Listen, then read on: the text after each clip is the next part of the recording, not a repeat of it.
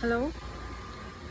So this video is a little bit of a expose in the sense that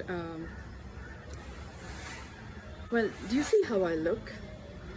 How glorious and beautiful I look, yeah? And in a previous post, I've actually posted on how my hair is in different colors and different geography and texture and all of that. Because it's like the seasons of Earth. Yeah, different seasons have different kinds of leaves and colors and shapes and sizes and thickness of the trees and different terrains. So why should a human body be any different? Because I don't restrict myself to being any particular kind. Fashion is what you make of it. Now, why is this video an expose? Is because I am dressed for work right now. So I'm an original humane intelligence facilitator. So part of my work is to do sufficient R&D for the work that I'm doing. By which I know how things are, how the land is and how people are, and then accordingly you're noticing patterns, you're noticing things, you're noticing what is missing, the presence of which will make a difference. So when I'm doing my field work, field trips, which is basically sometimes meeting in a public space or talking to a family member or being in a circle of love, somebody is doing some, facilitating something, or there's a theater going on, or a musical, or I'm just walking on the street. I call it my field trips because it kind of serves a dual purpose in the sense that I get to also notice how people are doing, what is prevalent, what is the trend, and all of that. At the same time, I'm also participating in the activities of daily living. And why is this an expose? Why do I say I'm dressed for work? Because I have different kinds of dresses to choose from. I can wear it, I can really must use my hair, get it really out. Or I can coif it, make it all neat and nice. Or I can wear a drab, or I can wear something with a little bit of a glitter. I can wear it crumbled, or I can wear press it, iron it, and with some specific kind of patterns and contrast. Point is, different people look at you based on how you look. Haven't you heard about racial discrimination? And that is probably ethnicity, color, yeah? And you may have also seen in terms of, but have you heard about makeup discrimination? If you applied an additional layer of paint and with some additional highlights, then people relate with you as a certain kind of discrimination versus somebody who's nude, yeah? No makeup. It's a certain kind of an attitude. Earlier I had taken my hair off. Once I'd done it, I didn't get satisfied enough. And so I did it a second time. Like it grew back, and then I did it a second time. And then you get to see how people look at you as a female. You're judged for, are you female enough? In other terms. Okay, so people would also sometimes tend to, get away with abusive thought patterns or looks, which they can kind of get away because this person is odd enough to have taken a hair off and walk without even wearing a hat or a scarf in a public space where generally ladies do not take their hair off, except if they've gone to a temple, and then there's always with the accompaniment of another person. So I'm like walking alone without my hair. So the license that people take with women maybe, or with single person, and then there's this additional thing of no hair. So there are several layers of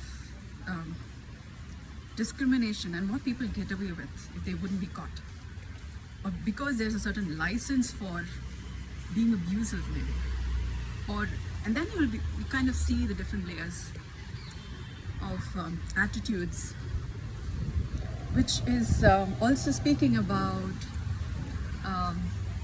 several permissions which are maintained within our different cultures and our different traditions in different groups of people. And it is not specific to any one or more. You're not walking around with a tag on which country, ethnicity, or language, or any of that, humans. But you get to see these different varieties. So that's just about one aspect of my experimental trip. And point here is something becomes possible when you are noticing how you're perceived may not be your fault, but how you're appreciated may not be your fault. It may just be several layers of blindness that we don't even know we have, because somebody may not have done experiments like I am, or if they've done it, they may not be speaking it out, or if they're speaking it out, is not so much heard because the video may not have gone viral, so to speak, that it reaches many people, and so they can see how you're perceived is not necessarily because of you, but because of several levels of blindness, which we could not see that we are having. And hence, and then people may not have been able to see how prevalent the blindnesses are, and in how many groups and in what all ways, and how that is actually limiting us from experiencing life in a more gentler, kinder, humaner way, because maybe we haven't conducted such kind of studies, or if the studies have been done, then we may not have seen the solutions that is available within the constitution of a human, of being human itself, the way I'm able to, because that's my work, facilitating original human intelligence, which is why I'm seeing life from these lenses, from these perspectives, which may not have been possible for others because they may not have had the context to see it from, or the solutions by which to do anything about what they're seeing. I don't know which of it is, but there remains limitations in our ability to relate with other people kindly and correspond, though we are having differences in languages, differences in beliefs, differences in how we see each other, how we grow up our children, and while these limitations may be keeping us in a suboptimal humane experience, while there are solutions that allows us to maintain our different perspectives and still have our experiences of living be better, be original, be humane. So, which is what my enterprise is making available. Now, the advantage that I seem to, but in a way, I'm right now I'm making this video in the sense that maybe something about this.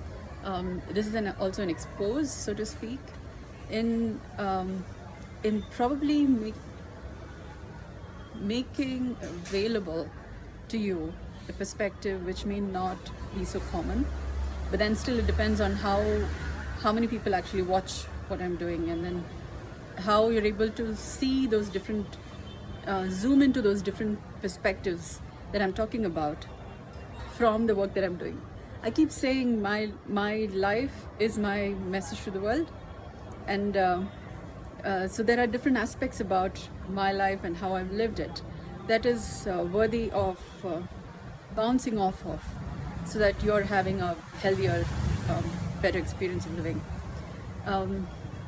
I also speak this from the perspective of to also provide a perspective to those who may not have the opportunity to see the other side of how you have popularly seen people and experiences in life from. Now, I do have the ability to wear well-pressed clothes and, with a little bit of glitter and makeup and do my hair.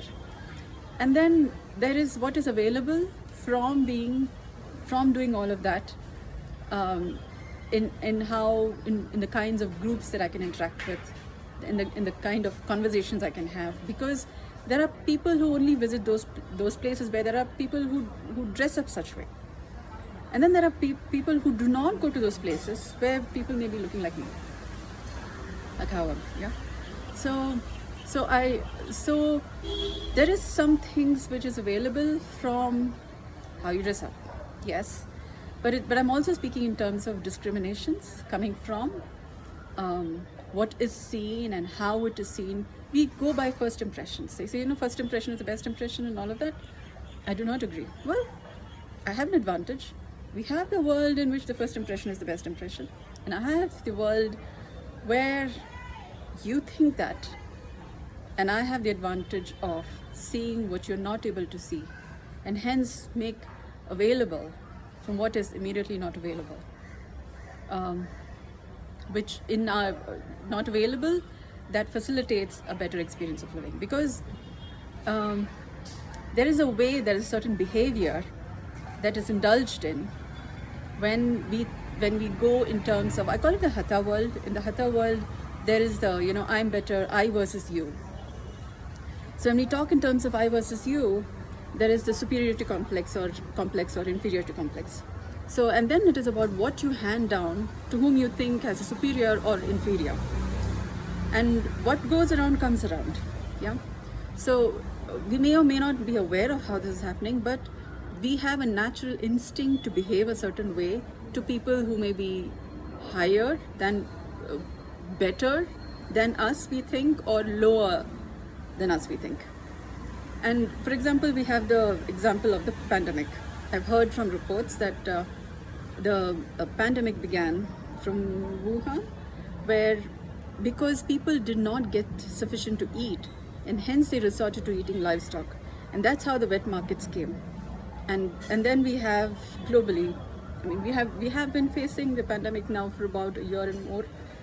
So our lives have been affected because we may not have been thinking so much when we waste food, or when we do not provide for the less privileged who do not have sufficient to eat, or to countries where we hear about poverty or different kinds of not having enough. While we could do something about it, how we may not have done, and hence how that may have rippled into us experiencing a not so comfortable experience of living now, because there was this domino effect from what went around came around in some way, yeah. So and we may not be seeing it immediately, because this may have been a culture, conditioning, a practice, a habit built over many years, because our neighbors do it, our ancestors may have in some way may have done it, so we may have just continued it. We may not even be considering it as a superstition on how to live life or how to handle our wealth and what we have. We may not even be seeing it as superstition. We may not even be thinking it as something to be thought about. People talk about it, yes, I hear it, okay, it's a nice topic, you should think about it.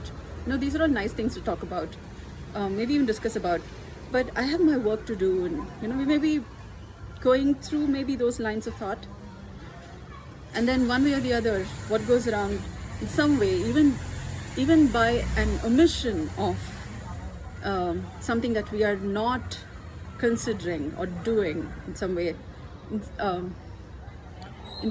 affects us.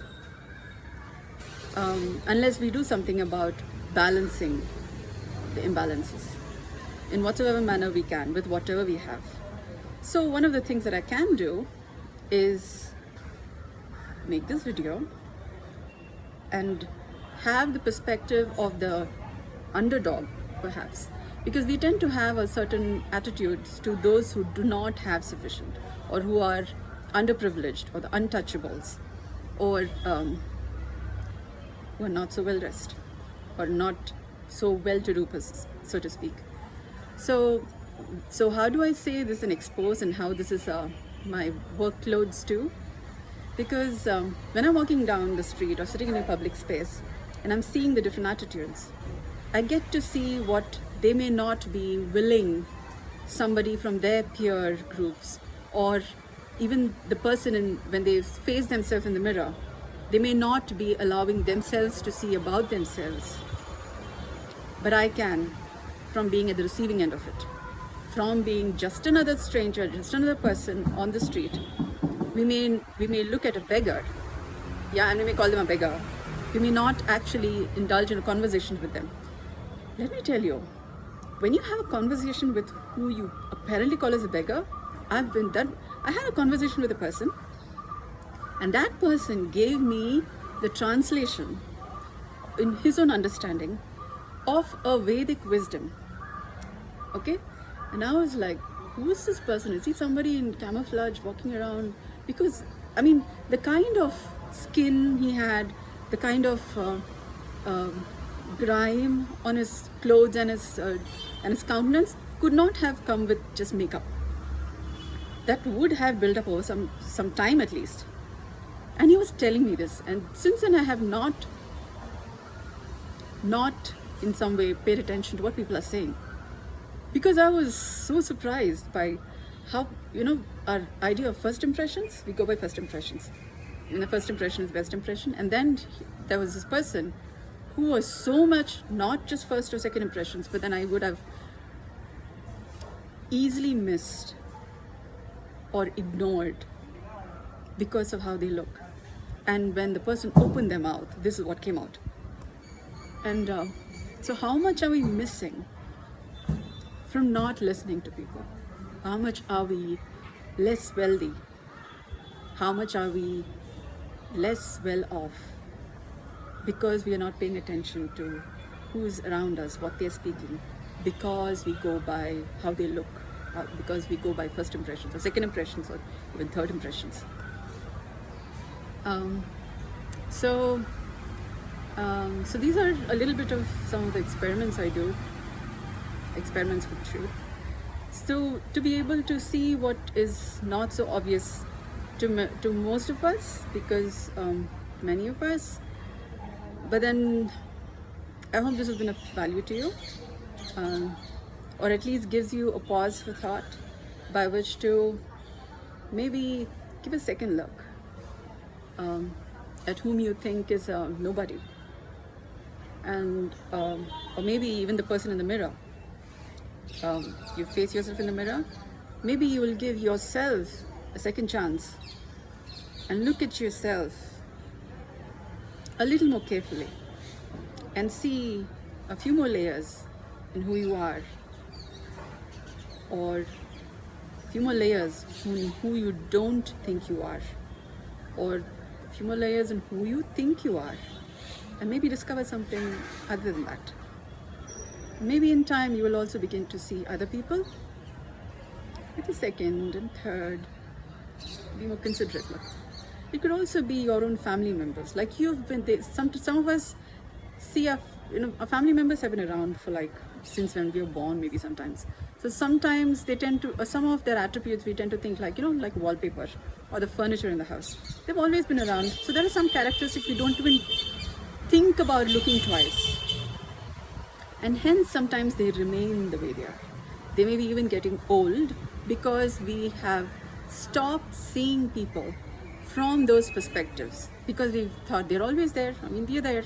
This is who this is who my father is. This is who my mother is. They're like an object. A chair looks like this. This chair looks like this. This table looks like this. And hence this is what makes my father, This is what makes my mother mother. This is what makes my brother, etc. So we may have kind of molded them into this is who they are until you look at them from a different angle, from a different perspective, from a more considerate light, that you may begin to see that they've kind of concreted or crusted into a certain kind of an identity or a person, or a certain kind of a person, or a certain kind of behavior, because maybe nobody else looked at them, looked at that concreteness, that substance, that mold that they have become over living life in a certain way over several years, and hence they've become like that. When they are just as much organic, they have a beating heart, they have a lung, they have a body which is organic, but maybe having fixed ways, because maybe you have not looked at them a little more carefully, a little more considerately, a little more humanely. So maybe in time you will see the human, and not just people as objects, maybe not see you as just another in this whole system, what we call as human beings. Yeah, maybe that much more the world is a little better place to live in. At least there is something new to see, to pay a little more curious attention to. Thank you for considering this.